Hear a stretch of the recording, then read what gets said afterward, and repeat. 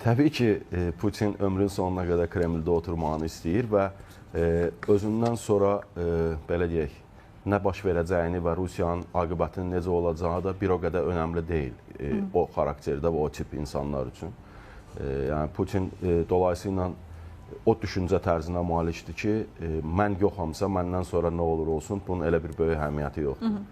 O baxımdan təbii ki, bu mənada Zelenski haqlıdır, amma məsələ burasındadır ki, bu günləri sanksiyaların effekt verməməsinin ən vacib səbəblərindən biri ayrı-ayrı ölkələrin bu sanksiyaya yetərincə, belə deyək, riayət etməməsi ilə bağlıdır. Yəni biz Avropa İttifaqı tərəfindən artıq 17 paket bilirik qəbul olunub, Rusiyaya qarşı sanksiyalar paketi, amma Avropa İttifaqı ölkələrinin hamısı həmin sanksiyalara riayət eləyirmi? Yox.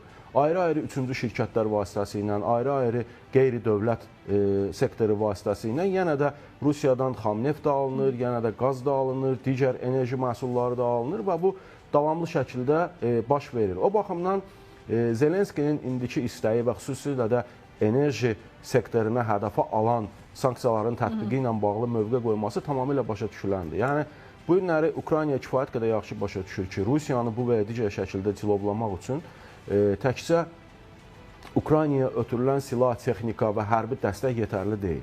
Bunun üçün mütləq şəkildə Rusiyanın özünün iqtisadi cəhətdən daha çox çöktürülməsi də lazımdır. Çünki hər nə qədər belə deyək, Ukraynaya bu texnika, silah və s. ötürülürsə, bir o qədər də maliyyə olduğu səbəbi ilə Rusiya özü bu silahları ayrı-ayrı ölkələrdən əldə eləmə imkanı əldə eləyir. Üstəgəl özü istehsalı artırır bu istiqamətdə və nəticə etibarilə müharibə də uzun müddətdə davam eləyir. Yəni, biz kifayət qədər yaxşı başa düşürük ki, İran özünün, məsələn, pilotsuz uçuş aparatlarını Rusiyaya havaya verməyib və yaxud da Şimali Koreyadan bu və ya digər əskər ora göndərilməsi, silah texnikanın göndərilməsi havaya baş vermir. Mütləq şəkildə bunun əvəzi ödənilir. O baxımdan, təbii ki, Rusiya, mən deməzdim ki, indiyə qədər tətbiq olunan sanksiyalar heç bir təsir göstərməyib Rusiyaya. Çünki əhəmiyyətli təsiri olub. Amma Rusiyanın çöktürülməsi üçün yetərlidirmi? Yetərli deyil.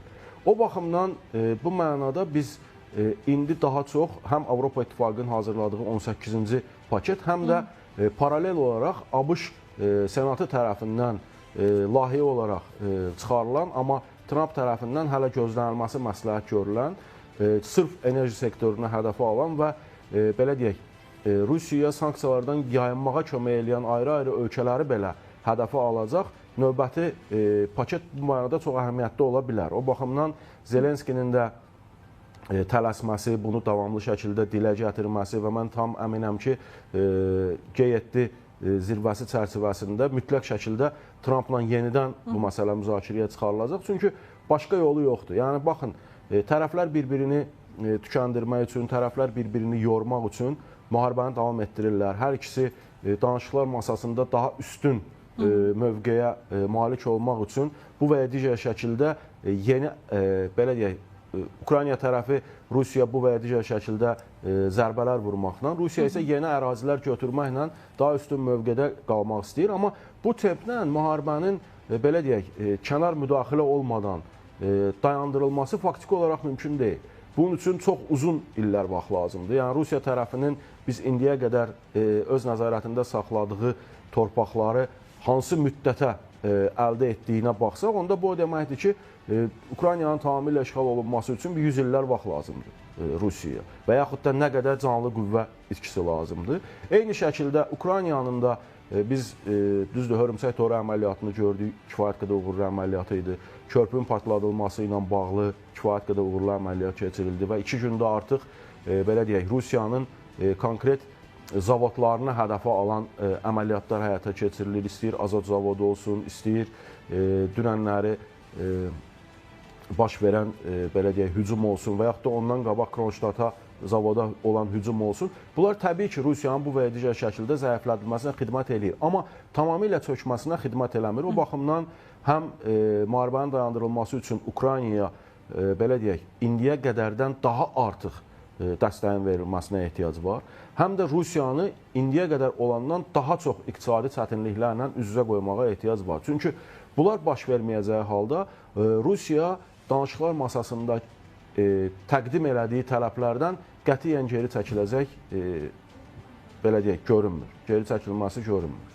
Bəs Qərb bunu istəyir məzərdə? Yəni o biz Rusiyanın hansı formada çöktürülə biləcəyini danışırıqsa, bunu eləyən tərəfdə Avropa İttifaqı olmalıdır, Amerika Birləşmiş Ştatları olmalıdır. Siz özünüz də vurğuladınız. Trump hər dəfə də açıqlama verirdi bu formada ki, biz danışıqları davam etdiririksə, sanksiyaların tətbiq olunması bu sadəcə maneə yarada bilər. Ona görə biz sanksiyaları tətbiq etmirik. Belə bir açıqlamalar olurdu. İndi biz görürük ki, danışıqlarda da bir müəyyən durğunluq var və danışıqlarda İstanbul görüşləri sadəcə humanitar nəticələrlə tamamlandı və Trumpın son dövrlər biz sadəcə olaraq bir dəfə Putinlə telefon danışığını gördük və danışıqda da hörümçək toruna Rusiyanın cavab verəcəyini dedi və verdiyi cavab da bu formada oldu ki, yəni Rusiya hələ də bütün vasitələrdən istifadə eləməyib. Müxtəlif ərazilərdə müxtəlif cavablar olacaq deyə. Yəni Trump çəkilib. Yəni görüntü mənzərə bu cürdür. Bəs qayıdıb nə edəcək? Yəni Trumpın bir zamanlar əsas perspektiv müharibənin dayandırılması deyirdi. Trumpın Putinlə telefon danışığından sonra verdiyi bəyanat faktiki olaraq Ukraynaya təzyiq özündə etibar eləyir. Çünki faktiki olaraq deyir ki, Rusiya tərəfindən mütləq şəkildə buna cavab veriləcək və faktiki olaraq qınayan bir mövqe sərgiləyir ki, yəni sən hörümçək toru əməliyyatını niyə keçirdin? Amma əslində müharibənin dayandırılmasını istəyən Amerika Birləşmiş Ştatları və konkret Trump Rusiya buna mütləq cavab verəcəyini deyəndə bir kəlmə deməli idi ki, o cavaba da biz mütləq şəkildə, bu və ya digər şəkildə cavab verəcəyik. Yəni Putini hansısa mərhələdə cilovlamağa ehtiyac var ki, Trump bunu eləmir hələ ki. Trump bunu eləmir. Amma bu uzun sürməyəcək. Yəni baxın, biz düzdür, davamlı şəkildə Trump tərəfindən Zelenskiyə təzyiqlərə şahidlik eləyirik, Ukraynaya təzyiqlərə şahidlik eləyirik. Amma Rusiya tərəfi ilə hələ ki tam olaraq bu və ya digər şəkildə ipləri qoparmaq istəmir. Amma bir şeyi nəzərə almalıyıq ki, bu artıq Ukrayna ilə Amerika Birləşmiş Ştatları arasında müvafiq saziş imzalanır. Bu saziş Ukraynanın təbii sərvətlərinə çıxış imkanı verən bir sazişdir. Bu saziş Amerika Birləşmiş Ştatlarına olduqca böyük həcmdə maliyyə, belə deyək, gəliri gətirə biləcək bir sazişdir. Bu sazişin işləməsi üçün isə mütləq şəkildə müharibənin dayandırılması lazımdır. Yəni müharibə dayanmayacaqsa, Amerika Birləşmiş Ştatları hətta böyük bir konsorsium qurubsa belə, Avropa İttifaqının ayrı-ayrı şirkətlərini də o konsorsiuma cəlb etsə belə, heç bir ağıllı şirkət bombaların altında gedib ora sərmayə qoyub, oradan qazanc götürmək haqqında düşünməyəcək. Çünki bu faktiki olaraq mümkünsüz olan bir şeydir. O baxımdan qazancı daha çox istəyən və proseslərə daha çox bir iş adamı olaraq yanaşan Trump üçün artıq müddət bitməkdədir. Baxın, hələ ki dözür, hələ ki Putinlə bu və ya digər şəkildə nəyəsə nail ola biləcəyini ehtimal eləyir. Amma proses onu göstərir ki, Putin bu və ya digər kompromislərə hazır olan bir şəxs deyil.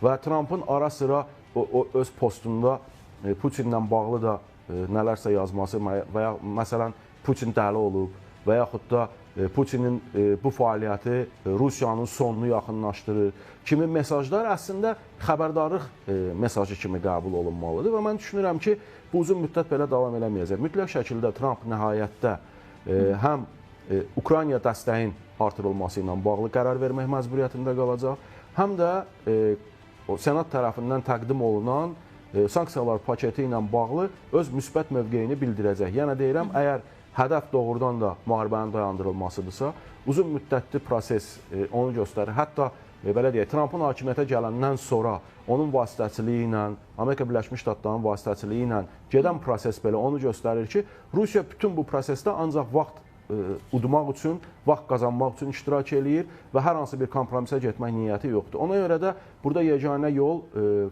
Putinə maksimum təzyiqin göstərilməsi ilə bağlıdır. O ki, qaldı Avropa İttifaqı ölkələrinin nə dərəcədə hazır olmasına, Ukraynanı davamlı şəkildə bundan sonra da maliyyə, texnika açıqlaması var ki, bu sanksiyalar elə Avropa İttifaqının özünə pis təsir eləyir deyə. Təbii ki, baxın, mütləq şəkildə təsir eləyir. Təbii ki, Avropa İttifaqı ölkələrinə təsir eləyir. Sanksiyalara qoşulan, istənilən ölkə ilə də problemləri. Çünki sanksiyalar bir tərəfli olmur ki, sən bu və ya digər şəkildə Rusiya sanksiyaları tətbiq edirsənsə, onunla ticari iqtisadi münasibətləri dayandırırsansa, paralel olaraq sən də bundan əziyyət çəkmiş olursan. O başqa məsələdir ki, Rusiya nə qədər əziyyət çəkir, Avropa İttifaqı ölkələri nə qədər əziyyət çəkir.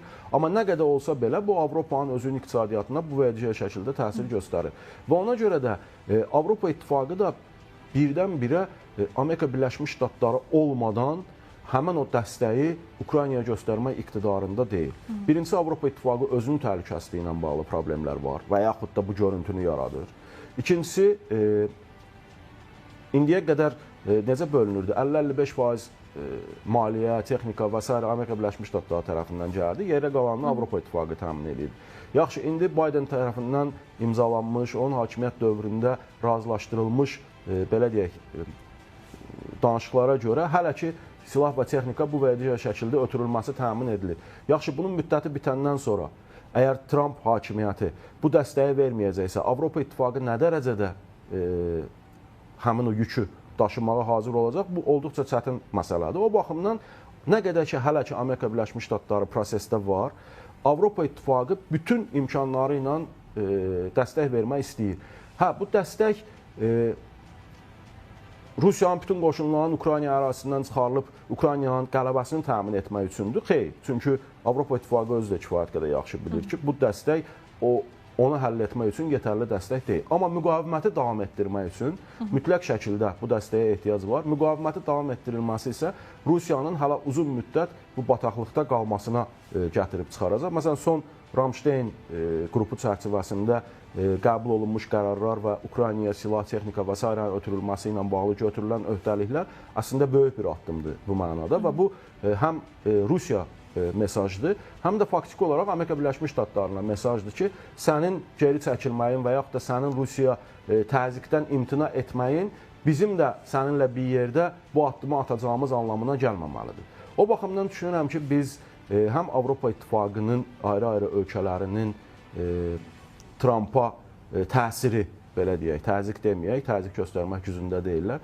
Həm onların təsiri, həm Trumpın özünün Ukraynadakı maraqları onu deməyə əsas verir ki, əgər Rusiya daha bir müddət bu cür fəaliyyəti davam etdirsə, yəni danışıqlar prosesindən uzaq durmaq və yaxud da danışıqlarda sadəcə vaxt udmaq üçün iştirak etsə, biz mütləq şəkildə çox böyük təzyiqlərə rast gələcəyik, yəni Rusiyaya qarşı. Bu təzyiqlər və Ukraynaya yardımların artırılması bu cür adlandırırsınız. Məhz son dövrlər daha çox da əlbəttə ki, Almaniya, çünki Almaniyanın revanş, belə deyək, xarakteri var. Bundan irəli gələrək və Böyük Britaniyadan da biz açıqlamaları gördük. Məhz müharibəyə qoşulmaq məsələsi. Ümumiyyətlə, Avropanın müharibəyə hazırlıq planları bəllidir. Onlar özləri açıqlamalarına vurğuluyurlar ki, müharibəyə hazırlaşmaq üçün nə kimi addımlar atırlar, hansı silahlar, zavodlar və yaxud da əhaliyə müəyyən hücum müdafiə istiqamətində təlimlərin keçirilməsi, onları sığınacaqlara getmələri və s. istiqamətlərdə nələr öyrədilir. Birbaşa bəs müharibəyə qoşulmaq dediyimizdə yaxın müddətdə bu real görünürmü? Bu ümumiyyətlə real bir şey deyil. Birincisi, Almaniya heç vaxt Rusiya ilə bundan sonra hər hansı bir müharibə aparmaq istəməz. Çünki uzun müddət faktiki olaraq, belə deyək, Almaniyanın təchizatında, enerji təchizatında, qaz təchizatında Rusiyanın çox böyük, belə deyək, rolu olubdur və İndi də bu və digər şəkildə Almaniya iqtisadiyyatı Rusiyanın enerji məhsullarından belə deyək, asılı vəziyyətdədir. Çünki Amerika Birləşmiş Ştatları və yaxud da digər ölkələrdən gələn o qaz Almaniyanın yetərli tələbatını, ucuz başa gələn enerji tələbatını ödəmir. Amma istəyir Almaniya olsun, istəyir Böyük Britaniya olsun, istəyir Polşa olsun, istəyir Finlandiya olsun, sığınacaqlarla bağlı təlimlər keçirdilər və s. və ilaxı. Bunlar Rusiya ilə müharibəyə qoşulmaq üçün edilən məsələlər deyil. Bunlar insanları, ictimaiyyəti Rusiya ilə qorxutmağa hesablanmış fəaliyyətdir. Yəni, baxın, sən ümumi daxili məhsulun həcmində artımlar, yəni silahlanmaya görə artımlar eləyirsən və ümumi daxili məhsulda daha çox hissəsini silah, texnika və s. almağa yönləndirirsən. Çünki həm öz təhlükəsini təmin eləməlisən, həm Ukraynaya bunu ötürməlisən, nə qədər ki bunu edirsən. Bu zaman nə baş verir? Haqlı olaraq insanlarda bir narazılıq meydana gəlir. Çünki qiymət artımı baş verir, sosial problemlər baş verir, iqtisadi çətinliklər baş verir və onları Rusiya ilə mütləq şəkildə qorxuzmaq lazımdır. Yəni baxın, bu dəstək olmasa, Ukrayna ilə müharibə bitsə, növbəti hədəfdə Avropa İttifaqı ölkələri olacaq. Yəni başqa sözlə desək, bu günləri Avropa İttifaqının ayrı-ayrı ölkələri bu Ukraynaya dəstək fonunda və özlərinin silah və texnikanın artırılması fonunda fəaliyyətini ancaq onunla təmin eləyə bilirlər ki, və bunun da fonunda insanların etiraz səslərini qaldırmamasını ancaq onunla təmin edirlər ki, biz gələcəyimizi müdafiə üçün, Rusiyanı dayandıra bilmək üçün bunları etmək məcburiyyətindəyik və bu gün nə qədər çətinliklər olsa belə, bu gələcəkdə bizim daha təhlükəsiz yaşamağımız üçün vacibdir. Yəni, bu günləri ancaq budur. Təbii ki, müharibəyə birbaşa qoşulma ehtimalı yoxdur. Bu və ya digər şəkildə hərbi birliklər göndərə bilərlər, belə deyək, Ukrayna ərazisinə, amma döyüş əməliyyatlarında iştirak üçün yox. Hansısa bir cəbhədə dayanmaq üçün, hansısa bir yerdə dayanmaq üçün və ya ən azından biz də buradayıq demək üçün kiçik bir hərbi birliklərin göndərilməsi ehtimalı var. Amma Rusiyanın həmin birliklərə hədəfə alan fəaliyyət göstərəcəyi inandırıcı deyil, çünki bu həqiqətən də Rusiya üçün çox ağır nəticələr verə bilər.